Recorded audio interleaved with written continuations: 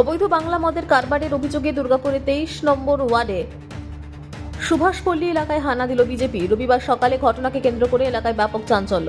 স্থানীয় সূত্রে জানা গিয়েছে, দীর্ঘদিন ধরেই এলাকায় প্রকাশ্যে অবৈধ বাংলা মদের ব্যবসা চলছে।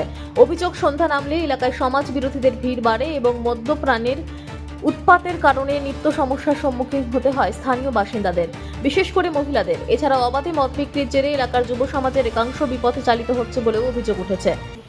মান্থলি খাতা এবং মদ বিক্রির টাকাটাও ওখানে রয়েছে।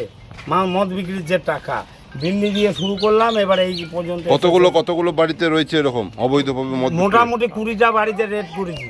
বাসিন্দাদের দাবি, একাধিকবার প্রশাসনের কাছে অভিযোগ জানানো হলেও কোনো কার্যকর পদক্ষেপ নেওয়া হয়নি। অভিযোগের ভিত্তিতেই জেলা বিজেপির ওবিসি মোর্চার সম্পাদক স্বাধীন রায়ের নেতৃত্বে কয়েকজন বিজেপি কর্মী এলাকায় পৌঁছে অভিযুক্ত মদের ঠেকগুলিতে হানা দেন। বিজেপি কর্মীদের দাবি, অভিযানের সময় একাধিক বাড়ি থেকে পেটি পেটি বাংলা মদের বোতল উদ্ধার হয়।